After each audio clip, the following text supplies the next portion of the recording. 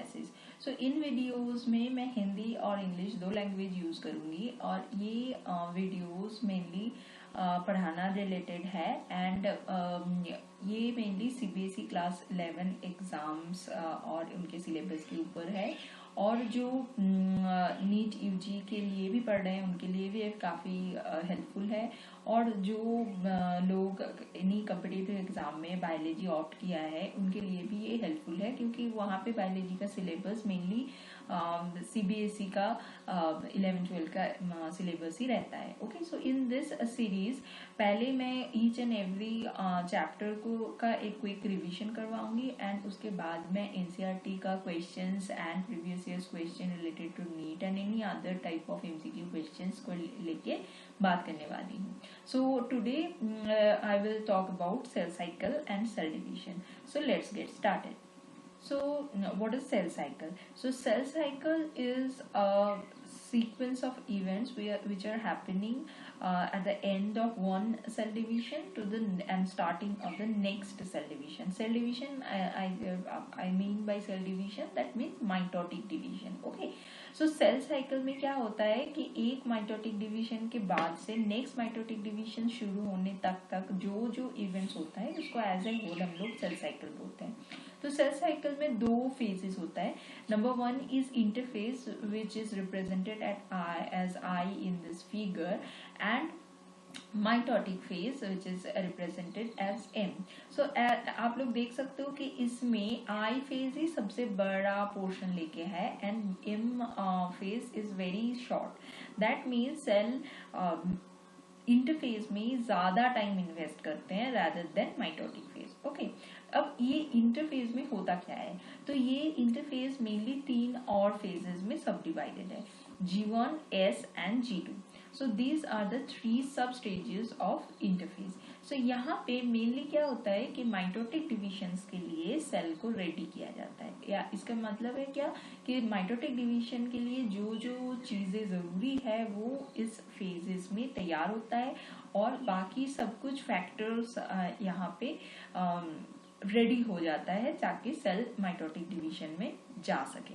Okay, so the first phase of interphase is called gap 1 phase or G1 phase. Okay, so what is happening? G1 phase देखिए कि ये 30 to 50% of interphase है. Okay, so already 30 to 50% of interphase है और इसमें 3 main काम होता है. Number 1 is RNA and various other regulatory proteins are synthesised. यहाँ पे RNA और अदर रेगुलेटरी प्रोटीन्स सिंथेसाइज होता है. And number 2 is DNA synthesis के लिए और DNA रेप्लिकेशंस के लिए जो जो प्रोटीन्स चाहिए वो इस फेज में रेडी होता है. मेनली मेन एग्जाम्पल एंजाइम जो चाहिए DNA रेप्लिकेशन के लिए दैट इज DNA पॉलीमरेज, ये भी इस फेज में सिंथेसाइज होता है.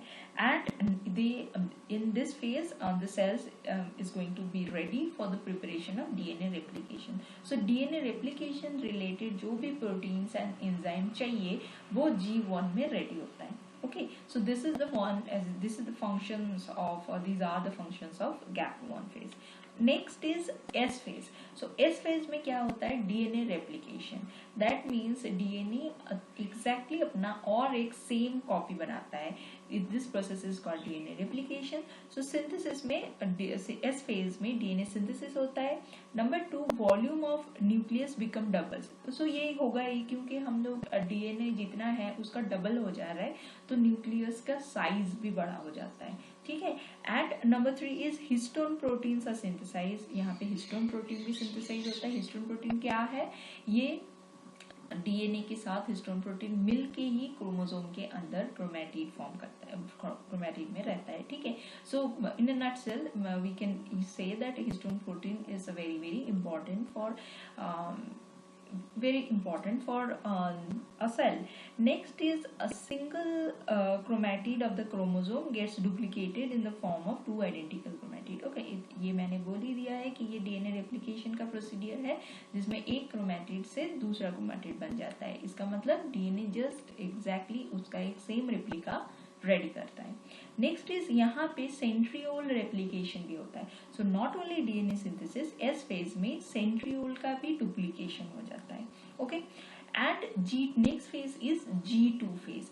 Now see that G2 phase only 10 to 20% of the total interface. Okay, G1 is 30 to 50%, S phase is 35 to 45%, and G2 is 10 to 20%. Okay, now इस G2 phase में यहाँ पे स्पेसिफिक आरएनए एंड प्रोटीन का synthesis होता है and DNA replication stop हो जाता है एंड माइटोटिक डिविजन्स के लिए जो जो चीजें चाहिए, जो जो प्रोटीन्स चाहिए, ये सारा रेडी हो जाता है. सो these are the all important events which are occurring in G1S and G2 phase. Got it? Next is there is another phase which is called G0 phase. So और एक phase है, इसका नाम है G0 phase और resting phase और quiescent phase. So ये phase में क्या होता है, सेल मेटाबॉलिकली तो इनएक्टिव होता है, बट ये पूरा तरीके से रेडी होता है कि ये जब भी चाहे अपने सेल साइकिल के अंदर घुस सकता है. तो इस टाइप ऑफ इस फेज का क्या मतलब है, यहाँ पे कोई भी सेल्स जो रेगुलरली डिवाइडेड नहीं होता है वो G0 में स्टॉप, मतलब डिवीजन को जस्ट स्टॉप करके बैठा रहता है. बट या वो जब भी चाहे, जब भी सेल उसको सिग्नल दे तो वो सेल साइकिल के अंदर घुस सकता है. कोई भी इंजरी हो, कोई भी टाइम पे ये सेल्स वापस फिर से सेल डिवीजन में, सेल साइकिल में एंटर कर सकता है. ठीक है, तो ये है G0 का काम. सो नेक्स्ट इज यहाँ पे अगर कोई रेप्लिकेशन के थ्रू या फिर माइटो डिवीजन के कोई भी मिस्टेक्स हुआ है, वो भी G0 में वो सेल को स्टॉप कर देता है, सेल सिग्नल देता है कि इसको और आगे सेल साइकिल नहीं करना है, तो तब भी सेल्स यहाँ पे जाके वेट करता है. Okay, so this is another phase called G0 phase और quiescent phase, right? So another phase of cell cycle is called mitotic stage or mitotic phase. यहाँ पे दो टाइप के डिवीजन है. Number one is karyokinesis where nuclear division is occur and cytokinesis where cytoplasmic division is occur. Okay, so ये mitotic phase को दो type में हम डिवाइड करते हैं. न्यूक्लियर डिवीजन को बोलते हैं karyokinesis एंड साइटोप्लाज्मिक डिवीजन को कहते हैं cytokinesis. Okay, so here again यहाँ पे पूरा सेल साइकिल में 3 फैक्टर्स बहुत इंपॉर्टेंट है जो सेल साइकिल्स में इंपॉर्टेंट है. Okay, so number 1 is cell size. Cell size बड़ा होना चाहिए क्योंकि सेल साइकिल में जाने से पहले न्यूक्लियस बड़ा हो जाता है, सेल का साइज भी उसके हिसाब से बड़ा होता है. Next is karyoplasmic ratio, that means the ratio between the size of or the volume of nucleus and cytoplasm. So ये एक सिग्नल देता है कि सेल को अभी डिवाइड करना है. Number 3 is mitogen. So mitogens are very important factors or very important proteins for which are indicating or stimulating cell division. Right? So there are these are 3 factors which are responsible for cell cycle. Okay.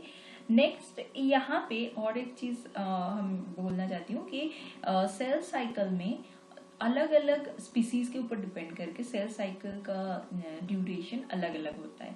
जैसे in culture human cells 24 hours में replicate divide हो जाता है. Okay, but in case of bacteria ये बहुत ही कम है, जैसे 30 minutes में ही ये डिवाइड हो जाता है. सो हर स्पीसीज के ऊपर डिपेंड करके ये जेनेरेशन टाइम हर किसी का अलग अलग होता है और ये सेल साइकिल का ड्यूरेशन भी उसके ऊपर डिपेंड करके अलग अलग होता है. Okay, so next is what are the other factors. सो यहाँ पे जो सेल साइकिल है यहाँ पे 2 चेक पॉइंट्स भी बहुत इंपॉर्टेंट है. So this check points are present in between G1 to S phase, यहाँ एक चेक पॉइंट होता है, and G2 to M phase, यहाँ एक चेक पॉइंट होता है. तो चेक पॉइंट का काम क्या है? चेक पॉइंट का काम है कि सब मॉलिक्यूल, सब एंजाइम्स प्रॉपरली रेडी हो गया है कि G2 to M में क्या होता है कि डीएनए सिंथेसिस और डीएनए रेप्लिकेशन ठीक तरह से हुआ कि नहीं, ये सारा चीज चेक करना. ओके, सो यहाँ पे G1 to S में भी रहता है एक check point and G2 to M के बीच में भी रहता है एक चेक पॉइंट. एंड ये चेक पॉइंट में जो 2 प्रोटीन इंपॉर्टेंट रोल प्ले करते हैं वो है cyclin and CDK, that means cyclin dependent kinase. So these are 2 proteins, cyclin and CDK. So जब ये सेल्स को G1 से S के तरफ जाना होता है तब ये लोग एक्टिवेट हो जाते हैं। हाउ? साइक्लिन एंड CDK दोनों इकट्ठे होकर एक कॉम्प्लेक्स फॉर्म करते हैं और यहाँ पे एक्ट करता है और एक एंजाइम जिसका नाम है CDK एक्टिवेटिंग काइनेज और CDK एक्टिवेटर काइनेज। एंड ये क्या करता है? फॉस्फोराइलेट करता है। दैट मीन्स फॉस्फोरस ग्रुप को इसमें ऐड कर देता है।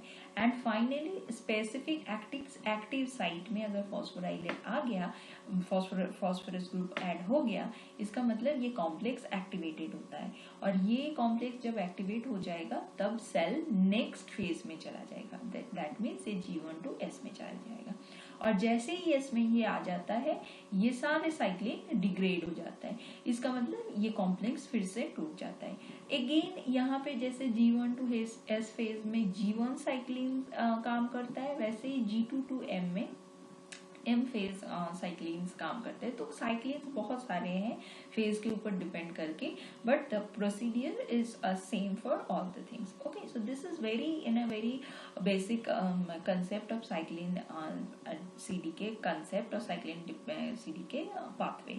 Okay, so coming to the next. So cell division और cell multiplication और cell reproduction वही प्रोसीड्यूर है जिसके बाद एक सेल जस्ट अपनी एक सेल से, इसका मतलब है मदर सेल से डॉटर सेल्स प्रोड्यूस होता है।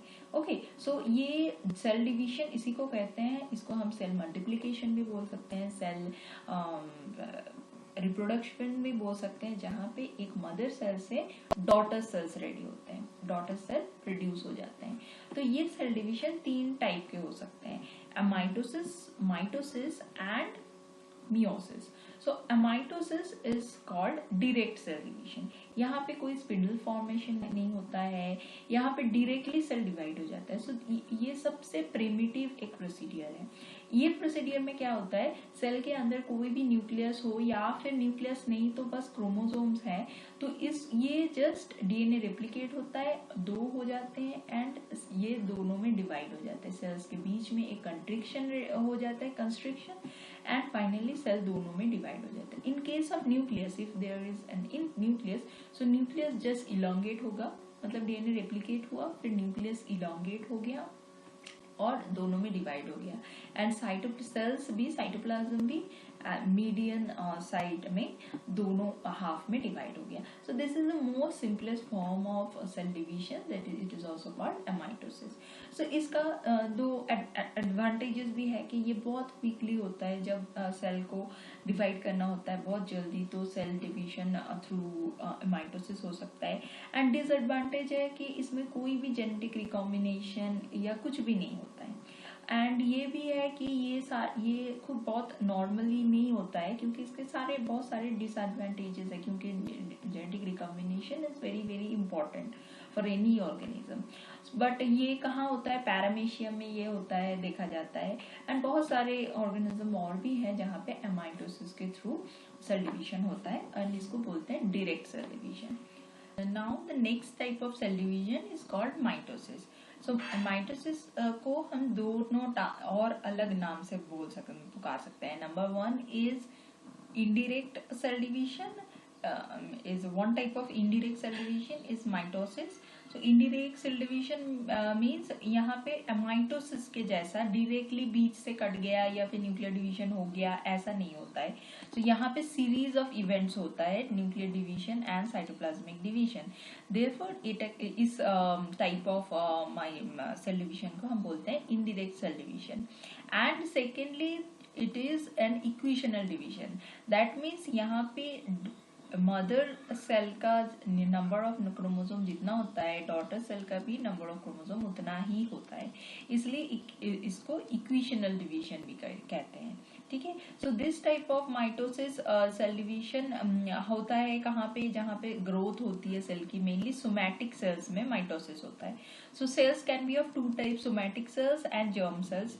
सो जो सोमैटिक सेल्स होता है डिप्लॉइड, यहाँ पे 2 सेट ऑफ क्रोमोसोम्स रहते हैं, और यहाँ पे तो मेनली माइटोसिस सोमैटिक सेल्स में होता है, और ये ग्रोथ, रीजेनरेशन और एनी इंजुरी इस टाइप में इस सब कामों में माइटोसिस सेल डिवीजन होता है। ओके, सो ये माइटोसिस सेल डिवीजन मेनली कुछ सब स्टेजेस में डिवाइडेड है।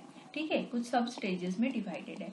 तो number 1 is prophase, metaphase, anaphase, telophase and cytokinesis. So मैंने पहले ही बोला है कि हर सेल डिवीजन दो टाइप में डिवाइडेड है। एक है न्यूक्लियर डिवीजन जिसको हम बोलते हैं karyokinesis and number 2 is cytokinesis. So यहाँ पे माइटोसिस का कैरियोकाइनेसिस 4 मेन सब स्टेजेस में डिवाइडेड है, prophase, metaphase, anaphase and telophase. Okay, so ये पिक्चर में वही 4 स्टेजेस को सिक्वेंशियली दिखाया गया है। सो number 1 is prophase. So prophase में फर्स्ट क्या होता है कि ऑल द क्रोमोसोम्स कंडेंस हो जाते हैं। कंडेंस मतलब वो मोटे हो जाएंगे और थोड़ा शॉर्ट हो जाएंगे। ठीक है, तो ये कंडेंसेशन ऑफ क्रोमोसोम्स होते हैं एंड फाइनली ये न्यूक्लियर मेम्ब्रेन है वो धीरे धीरे डिसॉल्व होना शुरू होता है, मतलब कोई न्यूक्लियर डिवीजन नहीं रहेगा। Okay, and another thing is aster formation शुरू होता है। तो दिस इज सेंट्रियोल, ये दो सेंट्रियोल तो ऑपोजिट साइड में चला जाएगा और धीरे धीरे स्पिंडल फाइबर्स का एस्टर फॉर्म करेगा। Aster is the fibre. Okay, so ये फाइबर फॉर्म करके ऐसे स्टार लाइक कुछ स्ट्रक्चर बनाएगा। So this asters are formed with spindle forming spindle fibres. Okay, and at the end of prophase यहाँ पे कोई भी सेल ऑर्गेनल्स नहीं रहेंगे। ओके, एंड पूरा क्रोमोसोम जो है पूरा साइटोप्लाज्म में ऐसे ही मतलब डिसॉल्व हो जाएंगे, मतलब रह जाएंगे पूरे, सिर्फ न्यूक्लियस के अंदर नहीं पूरे साइटोप्लाज्म में फैल जाएगा। Next is metaphase. So metaphase another important phase है। यहाँ पे देखिए कि ये जो दो सेंट्रियोल है वो दो ऑपोजिट पोल में चले गए हैं और स्पिंडल ये जो एस्टर्स है वो भी फॉर्म हो चुके हैं। एंड मेटाफेज का सबसे इम्पॉर्टेंट जो इवेंट है वो है सारा जो क्रोमोसोम होता है वो पूरा इक्वेटोरियल प्लेन में अपने आप को अरेंज करता है।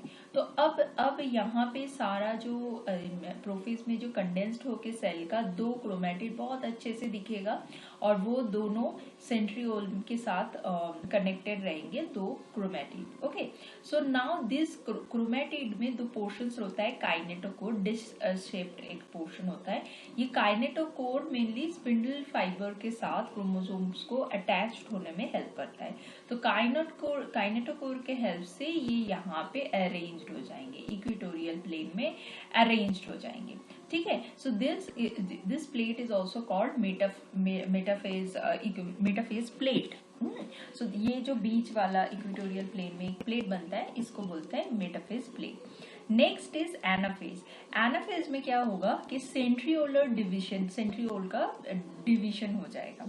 इसका एंड डिवीजन होके ये जो क्रोमेटिड, अभी तक जिसको हम क्रोमेटिड बोल रहे थे, एक ही क्रोमोसोम का दो क्रोमेटिड बन चुके थे, वो डिवाइड होके दो ऑपोजिट पोल की तरफ मूव करेगा।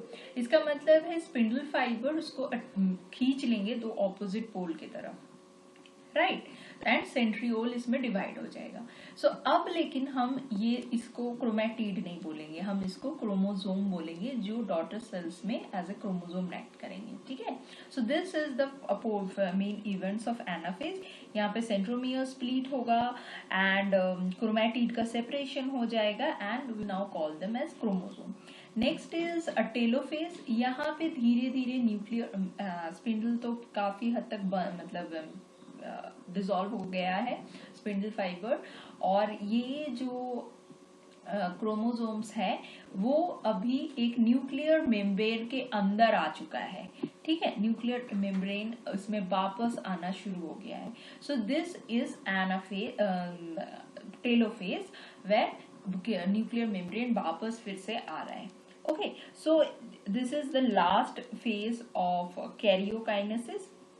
यहाँ पे सेंट्रोसोम क्लस्टर फॉर्म करेगा, वो एक दूसरे के साथ नेटवर्क फॉर्म कर लेगा एंड क्लस्टर फॉर्म करके ऑपोजिट पोल्स में आ जाएंगे, न्यूक्लियर मेम्ब्रेन रीडेवलप हो जाएंगे एंड बाकी जो सेल ऑर्गेनल्स हैं वो भी धीरे धीरे रिफॉर्म होना शुरू हो जाएंगे। ठीक है। सो यहाँ तक है karyokinesis, means division of nucleus.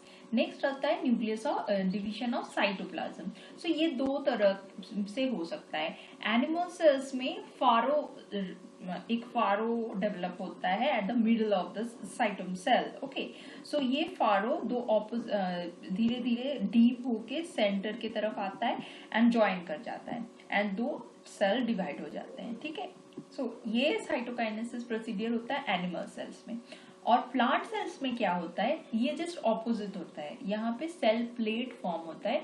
जो एनिमल सेल्स में सेल वॉल भी होता है वहां कभी, लेकिन प्लांट सेल में सेल वॉल भी होता है, लेकिन एनिमल सेल में बस सेल मेम्ब्रेन होता है। तो एनिमल सेल्स में फारो बाहर की तरफ आएगा एंड धीरे धीरे डीप होके वो एंड बीच की तरफ आके दो सेल्स को अलग कर देंगे। एंड प्लांट सेल्स में सेल वॉल फॉर्म करना है, इसलिए एक सेल प्लेट फॉर्म होगा। इसका मतलब ये बीच से ये एक सेल प्लेट फॉर्म होना शुरू होता है एंड वो धीरे धीरे लैटरल जो लाइन है सेल्स के उसके तरफ बढ़ने लगता है and this cell plate finally form the cell wall, middle lamella of the cell wall. ठीक है, तो ये दो तरह से animal cells and plant cells में साइटोकाइनेसिस होता है।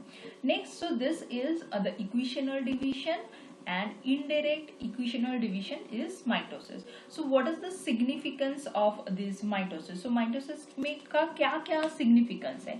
तो एक तो ये ग्रोथ में हेल्प करता है। फर्स्ट ऑफ ऑल मैंने बोला कि सारे जो टिश्यूज जो पोर्शन में एनिमल और प्लांट को ग्रोथ चाहिए वहां पे माइटोसिस होगा।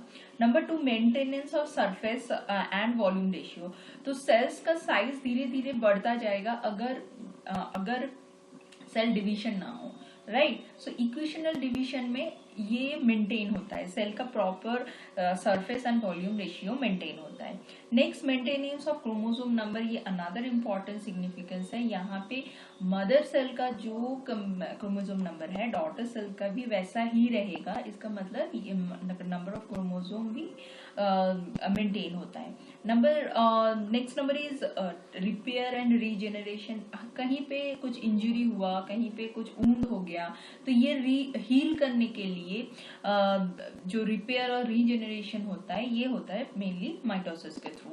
Next, reproduction. कोई ऑर्गेनिज्म में ये एज ए रिप्रोडक्शन भी काम करता है, mainly in unicellular organism and also injury healing में भी ये काम करेगा। So these are all the significance of mitosis. Okay, next we talk about meiosis.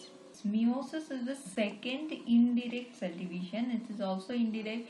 यहाँ पे भी न्यूक्लियस का elongation and simply cellular division, cytoplasmic division ऐसा नहीं होता है। तो ये भी है इनडायरेक्ट सेल डिवीजन। यहाँ पे भी एक सीरीज ऑफ इवेंट्स होता है और इसको और एक नाम हम देते हैं, ये है reductional division. That means the number of chromosomes which are present in the mother cells ये will be halved in the daughter cells. Okay, so daughter cell में वो number of chromosome mother cell में जितना था वहां से आधा हो जाता है।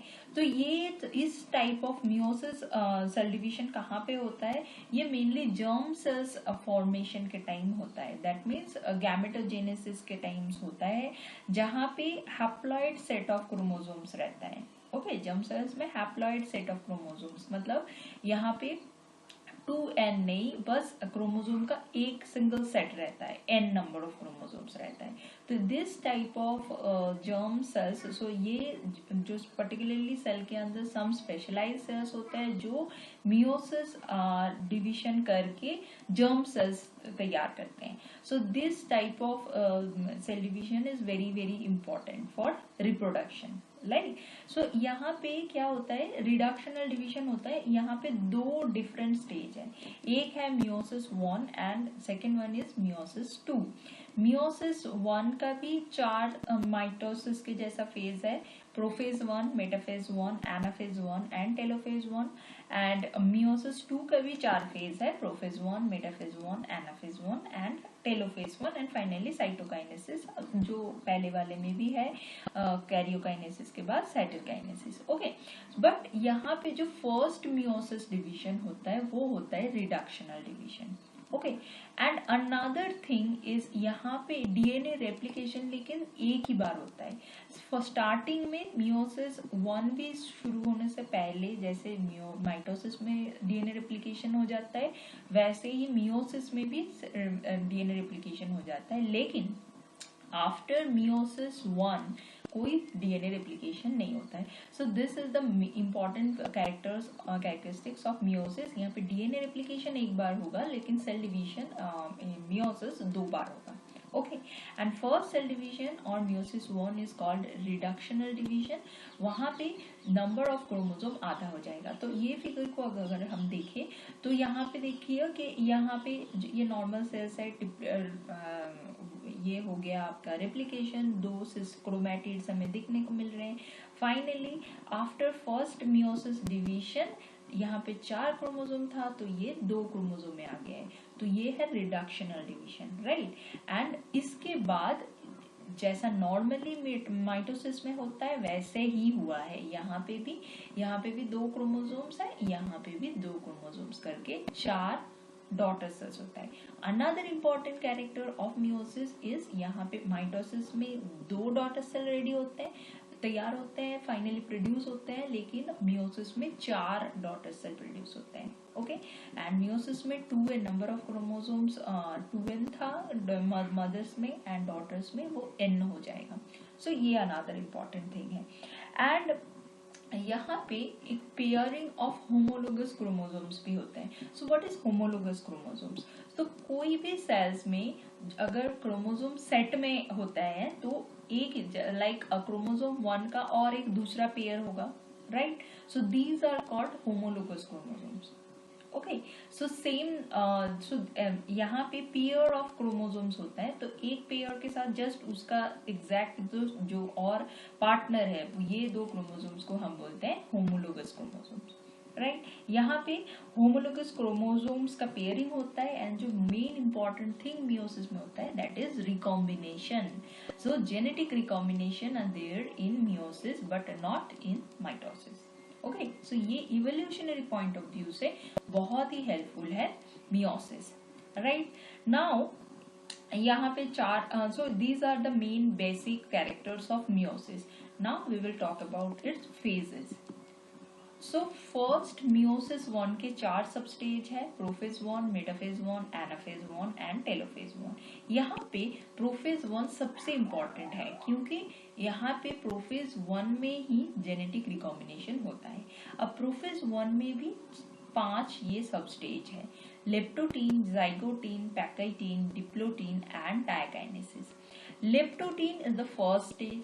यहाँ पे क्या होता है कि न्यूक्लियर मेम्ब्रेन देखो डिसोल्यूट होना शुरू हो गया है, एंड जो क्रोमोसोम्स है वो कंडेंस हो गया है। कंडेंस मतलब शॉर्टर, एंड कंडेंस इसका मतलब मोटे हो जाते हैं, तो कंडेंस हो गए हैं chromosomes. Next is zygotene stage. So this is the main thing when all the chromosomes are come towards a centriole, so they are looking like bouquet. So इस स्टेज को, लेप्टोटीन को हम बुके स्टेज भी बोल सकते हैं। And next is zygotene. यहाँ पे फॉर्मेशन ऑफ बाइवैलेंस होता है एंड होमोलोगस क्रोमोसोम्स की पेयरिंग हो जाती है। सो ये है pairing. So these 2 are homologous chromosome. इसका मतलब ये दोनों पेयर्स हैं। Okay, so one of it is coming from the father and other from the mother. Okay, so these are homologous chromosomes and इन दोनों का पेयरिंग हुआ है। और यहाँ पे देखिए कि कोई पोर्शन पे ये पूरा टच हो गया है, जैसा ऐसे हो जाते हैं, पेयर बन जाते हैं। So this is called synapsis. Okay, so this 2 homologous chromosomes के अंदर साइनेप्सिस रेडी होता है, and this complex is called synaptonemal complex. Okay, so and this stage is also called bivalent stage because 2 homologous chromosomes के बीच में physical pairing हो गया है, तो ये फॉर्म करते हैं क्या, फॉर्मेशन ऑफ बाइवैलेंट्स। इसको टेट्राड भी बोल सकते हैं in the form of chromatid because यहाँ पे टोटल 4 क्रोमेटिड है, एक एक क्रोमोसोम्स का 2 क्रोमेटिड, सो 4 क्रोमेटिड इकट्ठे आए हैं तो इसको टेट्राइड्स भी बोल सकते हैं। और यहाँ पे एक क्रोमोसोम का जो 2 क्रोमेटिड है ये है सिस्टर क्रोमेटिड, एंड इसका भी ये जो 2 है ये है सिस्टर क्रोमेटिड, एंड इसका एक क्रोमेटिड होता है नॉन सिस्टर क्रोमेटिड। ओके, सो देखिए कि ये पेयरिंग हुआ है नॉन सिस्टर क्रोमेटिड के अंदर। So non sister chromatid of homologous chromosomes में साइनेप्टोनिमल कॉम्प्लेक्स फॉर्म होता है and synapsis, so this appearing is called synapsis, so synapsis हुआ है। ठीक है, got it. Next is pachytene, so this is the next phase. यहाँ पे the main important thing होता है that is crossing over. Crossing over means physical exchange of the portion of the chromatid between two non-sister chromatid of homologous chromosome। यहाँ पे मैंने figure draw किया है, यहाँ पे ये रेड और ये ब्लैक एक दूसरे के ऊपर क्रॉस फॉर्म करते हैं। सो इसको हम अब बोलेंगे काइज़माटा फॉर्म किया है, एंड ये जो पोर्शन है जहाँ पे क्रॉस फॉर्म किया है इसमें ही क्रॉसिंग ओवर होगा। सो क्रॉसिंग ओवर या फिर physical exchange of the portion of non sister chromatid और exchange of the portion of non sister chromatid between each other is called crossing over, and ये होता है पैकाइटिन में। Okay, next is diplotene. Diplotene में dissolution of synaptonemal complex, मतलब ये जो साइनेप्टोनिमल complex पैकाइटिन में देखिए कि पूरा क्रोमोसोम्स के हर पोर्शन में ये पेयरिंग हो गया था। ठीक है, क्रॉसिंग ओवर के टाइम पूरा क्रोमोसोम्स में पूरा all over the chromosome synaptonemal complex था। वही डिप्लोटीन में बस क्रॉसिंग ओवर वाला काइज़मा वाला फॉर्म जगह छोड़ के बाकी सारे जगह में साइनेप्टोनिमल कॉम्प्लेक्स खुल जाता है, डिसोल्यूट हो जाता है। सो दिस इज कॉल्ड काइज़माटा, जहाँ पे वो लोग जुड़े रहते हैं। ठीक है, so this is diplotene stage, and last is diakinesis. यहाँ पे काइज़माटा से वो दोनों अलग तरफ हो जाते हैं और बस फिजिकल एक्सचेंज भी कंप्लीट हो जाता है। ठीक है, सो लास्ट डायकाइनेसिस में देखिए मैंने ड्रॉ किया है, इस ब्लैक क्रोमोसोम्स के लास्ट वाला पोर्शन है red, and this red chromosomes के लास्ट वाला पोर्शन है ब्लैक। सो यहाँ पे जो जो जीन्स रहेंगे वो एक्सचेंज हो गया है, तो it is called genetic recombination. Okay, and this is enzyme driven process, और यहाँ पे रिकॉम्बिनेज एंजाइम्स काम करते हैं। So this is the last stage of prophase 1 जहाँ पे डायकाइनेसिस हो जाता है। ठीक है, तो ये है 5 प्रोफेज 1 के steps.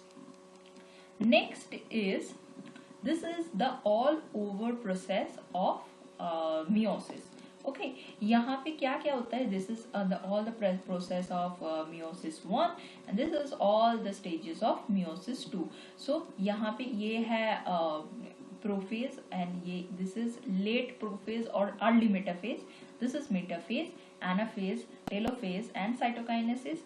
Here also this is prophase 2 and this is late prophase 2 or early metaphase 2, metaphase 2, anaphase 2, telophase 2 and cytokinesis। okay, so we are going to the details। okay, so यहाँ पे ये है प्रोफेज जहाँ पे condensation हुआ था।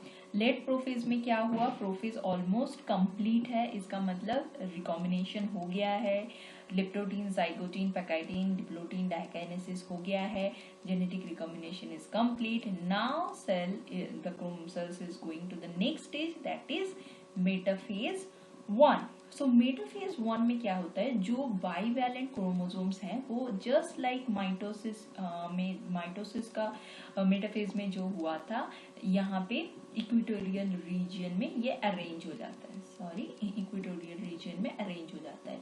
And ये last में जो प्रोफेज 1 के लास्ट में ऑलरेडी स्पिंडल फॉर्मेशन भी हो जाता है, सेंट्रियोल भी दोनों तरफ चले जाते हैं, और यहाँ पे मेटाफेज में ये सारे जो होमोलोगस क्रोमोसोम्स हैं वो मेटाफेज प्लेट में अलाइन कर चुके हैं, बाइवैलेंट होमोलोगस क्रोमोसोम्स। ओके, सारे मेटाफेज प्लेट में आ चुके हैं। Next is anaphase.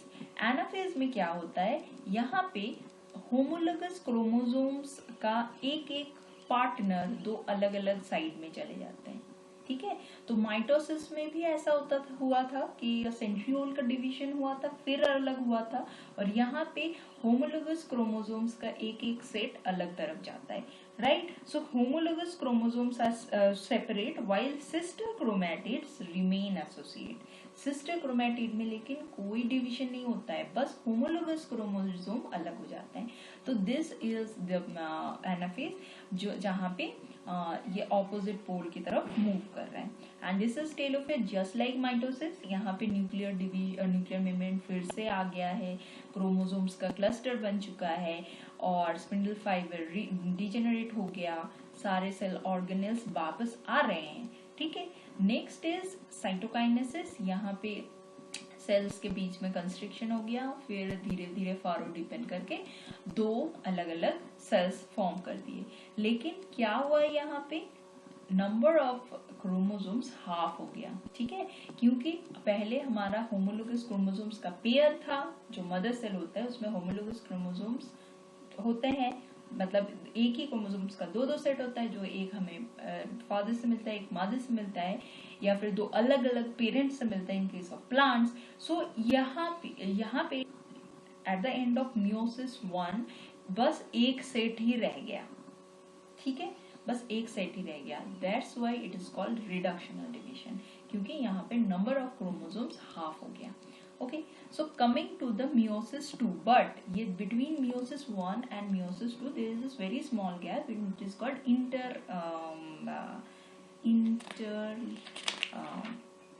Interkinesis. Okay, interkinesis. So यहाँ पे क्या होता है, ये बहुत ही स्मॉल एक गैप है, यहाँ पे कोई भी रेप्लिकेशन नहीं होगा, क्योंकि यहाँ पे रेप्लिकेशन एक ही बार होता है, मियोसिस में कोई भी रेप्लिकेशन नहीं होगा, और यहाँ पे सेल्स क्रोमोसोम्स वापस से फिर से थ्रेड लाइक होने से पहले ही डायरेक्टली ये मियोसिस 2 की तरफ मूव कर जाता है। Okay, so these are the phases of meiosis 2। ये जस्ट लाइक माइटोसिस की तरह है, that means it is equational division, और यहाँ पे माइटोसिस जैसे जैसे हुआ था मियोसिस 2 भी पूरा सेम है। यहाँ पे सेल्स, ये है प्रोफेज, यहाँ पे जो क्रोमोसोम्स है वो कंडेंस हो रहा है, सेंट्रियोल दो ऑपोजिट साइड में चला गया है, एंड फाइनली यहाँ पे ये लेट प्रोफेज है, जहाँ पे दोनों अलग तरफ साइड में चला गया है, स्पिंडल ऑलमोस्ट फॉर्म हो चुका है, एंड जो क्रोमोसोम्स है वो इक्वेटोरियल रीजन की तरफ आ रहे हैं, एंड दिस इज मेटाफेज। वहां पे मेटाफेज प्लेट के ऊपर सारे क्रोमोसोम्स अरेंज हो चुके हैं, this is metaphase. Now coming to the next, this is anaphase stage, when centriolar division occur and each chromatid just separated from each other. So sister chromatid separates हो गए, right? So ये होता है meiosis 2 में, sister chromatids separates हो गए, and now we will call them as chromosome, not chromatids. Okay, so they are moving towards the pole of the cell, and so this is anaphase, and finally this is telophase। वहाँ पे nuclear membrane region फिर से आ गया है, and finally all the asters degenerate हो गया है, cell organelles फिर से आ गया है, and this is cytokinesis, where constriction हो गया है, एंड फाइनली दो अलग सेल्स रेडी हो गए हैं। सो ये मैं एक सिंगल सेल्स के लिए बोल रहा हूँ। सो मियोसिस 1 के एंड में दो सेल रेडी हुए एंड दो सेल प्रोड्यूस हुए, एंड ये दो सेल से मियोसिस 2 में गए, एंड 2 से 4 सेल्स बने। ठीक है, सो सेकेंड फेज और meiosis 2 of meiosis is a equational division. यहाँ पे 4 डॉटर सेल रेडी हुए, and finally each daughter cell में क्रोमोसोम नंबर मदर सेल से हाफ है, right? So that's why it is called reductional division. Meiosis is called reductional division. Now significance of meiosis is very important in from the evolutionary point of view, because यहाँ पे recombination होता है, genetic recombination होता है, genes का exchange होता है, and इसमें characters, new character evolve होता है, और cells को changed atmosphere के साथ एडजस्ट करने में हेल्प करता है। सो मियोसिस मेनली यहाँ पे इसका मेन जो एम है ये है इवोल्यूशनरी पॉइंट ऑफ व्यू से जेनेटिक रिकॉम्बिनेशन करके उसको स्ट्रॉन्ग बनाना ऑर्गेनिजम्स को एंड जेनेटिक वेरिएबिलिटी लाना and second is reproduction because if meiosis is not there then haploid cells ready नहीं हो सकते एंड रेडी हैप्लॉइड सेल्स नहीं होगा तो सेम क्रोमोसोम नंबर मेंटेन नहीं होगा हर जेनरेशन में, वो हर टाइम बढ़ता रहेगा. Therefore reductional division is very important before reproduction. Okay, so this is all about the chapter cell cycle and cell division. And मैं नेक्स्ट वीडियो में इसके रिलेटेड सारे क्वेश्चन सॉल्व करूंगी. I think it is a quick recap of this chapter and I think questions काफ़ी helpful होंगे आप लोगों के लिए. Okay, thanks a lot and just if you like my video please share it and give it a thumbs up and subscribe to Everest access. Okay, bye.